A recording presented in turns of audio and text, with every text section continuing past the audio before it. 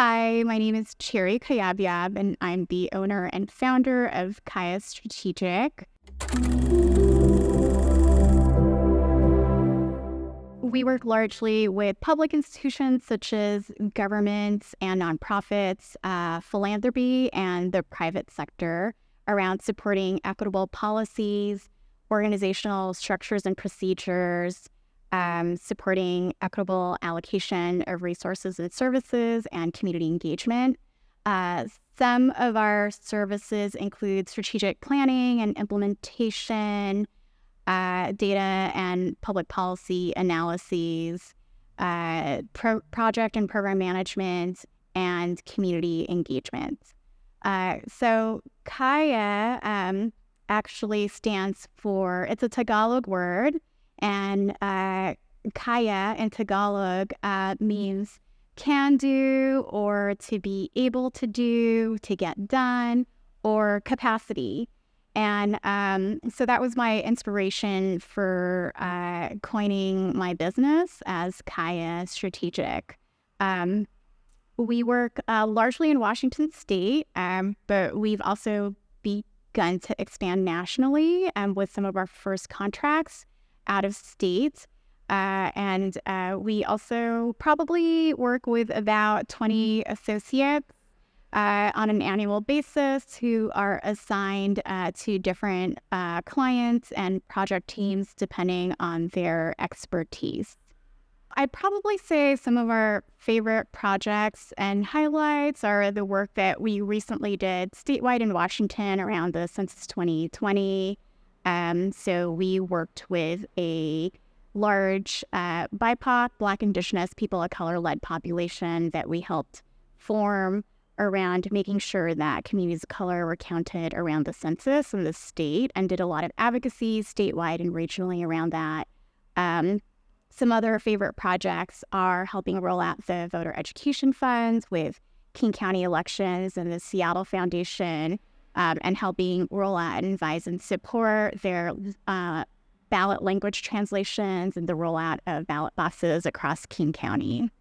A lot of, these systems, especially those that are kind of government and publicly administered, are often not accessible.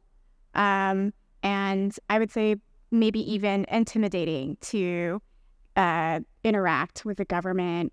And so I think that's why there is a large disparity and lack of civic involvement and participation around some of these processes, like voting or filling out a census survey questionnaire. And I would say, though, that the government, and not just government, but community organizations and other institutions do use this information, and it is helpful and fruitful in helping understand the demographics and especially of communities of color and how our communities are growing, and understand what the needs and issues are of the communities to help develop policies or help develop programs and services and funding to allocate this resource back to our communities. I am a first-generation immigrant. I was born in the Philippines. My family immigrated here. We were petitioned by a military family member. And when I was young, I was about 4 years old, and we first lived in Southern California. And I just grew up around a lot of diversity in particularly the neighborhoods that we grew up around were Koreatown, and all these other diverse neighborhoods were adjacent, like FilipinoTown and Thai Town and Little Armenia. And those were the areas and ethnic enclaves that I was familiar with, and the diversity that I was familiar with growing up as an immigrant. And in college, where I went to, which was UC Irvine, I would say I was lucky to be in a college with a student population that was majority students of color as well. But that was really where I got activated and organized around race and social justice and kind of brought me forth to end up becoming a public and community service major, and as well as ethnic studies. And I've pretty much kind of followed that trajectory, which was like 25 years ago, doing public policy and community service. Since then, I lived and worked in Washington, D.C. I worked in Congress as a congressional fellow and worked with some national nonprofits preserving ethnic enclave neighborhoods. And essentially that took me to deciding to go to graduate school at the University of Washington, which is now the Evans School of Public Policy and Governance, doing a public policy degree. And that was, since then, since moving to Seattle, I've sort of been here ever since. That was almost 20 years ago, or 19 years ago exactly. And I've, worked in a lot of the neighborhoods here. I was a community organizer with Interim, the International District Improvement Community Development Association, based in the CID, doing resident community organizing there. I've also done community organizing in the South End and Southeast Seattle, and with various nonprofit organizations. So I had an opportunity to do a good amount of nonprofit work, including serving as an executive director of a nonprofit, and then kind of moving over to government, and specifically working as a strategic advisor at the city of Seattle around outreach and engagement. I would probably say after about 15 to 20 years in working in that field of nonprofit and government, and especially being inside government, and seeing the growing need and demand for support around equity and inclusion and projects that need support around that there is a need for more people of color, women of color owned businesses that actually have the expertise around supporting that work. And so I was seeing kind of my colleagues and counterparts hiring folks that weren't necessarily from communities. And I was inspired and felt that, I'm, a woman of color, I'm an immigrant, I have a lot of experience and trust and connections and relationships with local communities. And that this is an opportunity to make sure that folks that needed support around making sure, their services and their public services and community services were improved upon could be heard from folks that were from those communities. I feel proud being a Filipina, in this industry in which there actually aren't a lot of Filipinos. It's pretty rare and few to have Filipinos, even Asian Pacific Islanders, I think, in the consulting industry or BIPOC folks in general. And so that was also where I found a need and a niche, to be in this industry. And I would say that I think, just some interesting things too in terms of my experience is that I think especially as a young looking Asian, Filipina, female, in this, you often get underestimated a lot. And folks kind of don't know or realize like the wealth of experience, you have. And I think that's an interesting dynamic when folks realize, or like I open my mouth and speak, or I do my thing, that folks are like, oh, wow. Oh, she, has that experience, knows what she's talking about.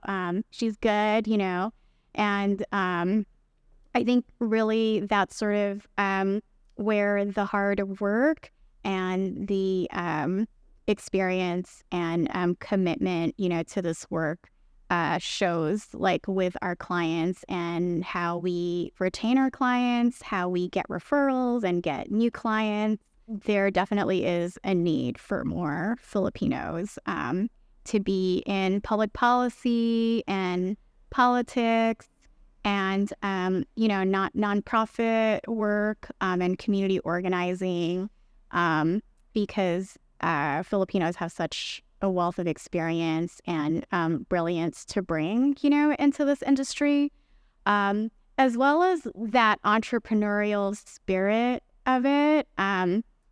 I did not really, expect to become a business owner. That was sort of never really in my radar screen at all. I always just expected to be in public service. And it's funny, I still am. However, we're sort of on the other side of it.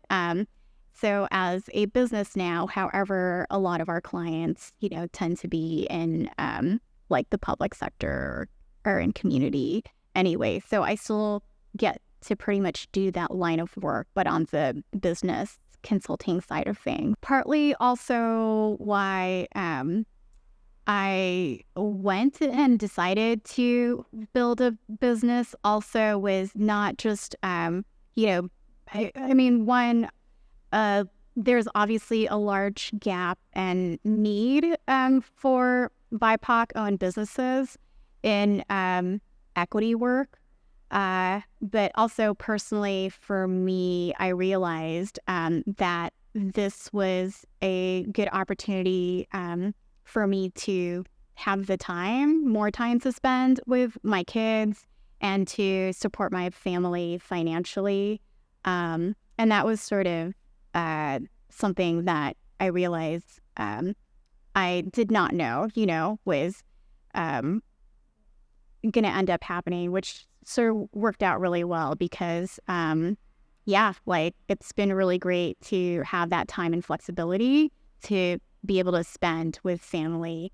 I would say the other things around, what I didn't expect was, I guess I just didn't know or realize, the capacities that I could attain in having a business structure. And so I think really I've been able to have a lot more of the freedom that I've sort of always wanted to do when I was employed or kind of in the workplace and was a manager or director. And, I did have some autonomy of developing some programs, but with the business side and business structure, the sky's the limit. And so it's been really exciting and fun to be able to, have the flexibility and freedom to do everything that I've always wanted to do on my wish list and that that I'm frankly nerdy about, like data analysis and crunching and community data.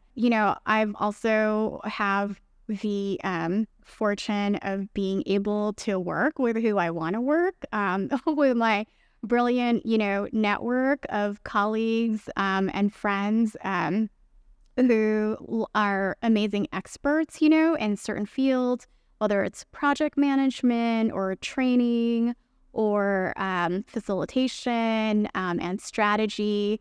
And I also just kind of get to work and kind of pick and choose, frankly, who my teams are when they're assigned to certain projects, and for them to be your colleagues and your friends at the same time, and for you to work together is a real joy, So that's sort of something that I wasn't really expecting. I think the other piece too that's sort of been an aspiration that's unexpected with Kaya as well is that so just kind of similarly in the nonprofit field, there's this concept of fiscal sponsorship, but I also like to see Kaya as supporting entrepreneurs that are freelancers or independent contractors, and also trying to get into the consulting realm. A lot of our associates, are also doing their own contracts or doing their own, trying to build their own consulting firms. And in some ways, I'm really kind of happy and excited and proud to support other BIPOC contractors and bring them onto our project teams and partner with them, and also for them to kind of gain experience about the consulting world, and being an entrepreneur and building a small business through Kaya. So in some ways, I feel like we also help incubate entrepreneurs. Filipino culture, this sort of stereotype or, of our parents is and hopes are to go into like medicine and be a doctor, be a lawyer, some like super high profile, fancy sounding thing. And I think this was a long time ago, but again, when I was getting into public and community service and public policy world, I think that world or realm again is so kind of foreign and inaccessible, and maybe again intimidating to immigrants like Filipinos and our communities, that I think to them it just sounded like I just remember them thinking I was like a social worker. And social work, it was not quite almost there. It's definitely kind of above and beyond, and past. It's more kind of rooted in addressing the root causes of why we need direct services, for communities in the first place. So, I mean, I've gotten comments like that, like, oh, they think I'm a social worker. But yeah, again, I think that's a reflection of how this field of policy and politics and like government and consulting.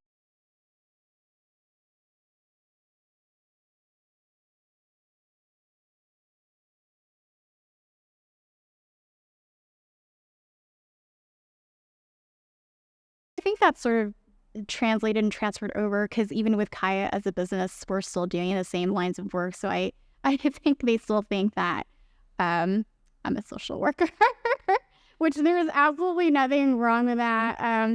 I think it's funny and interesting that, yeah, like I think they're just, happy, for me that it seems like I'm doing okay and I can support myself and my family and I'm fine. Like I don't know if they really care at the end of the day. I feel like I'm definitely seeing growth and more Filipinos in, this industry. I'm really excited that we're seeing a lot of immense firsts of Filipino American elected officials in the Washington region, such as in Federal Way, City of Tukwila, the Tacoma Port Commission, and of course, in the Washington State Legislature. But also, I would say nationally across other, cities and regions, in the United States at least. So there's definitely been a growth and proliferation of Filipinos in the public policy field and politics and public service and government that I'm very, very excited about. And we're seeing a lot of it here in the region. I definitely, have the fortune of working with a number of those folks and creating a supportive community with each other.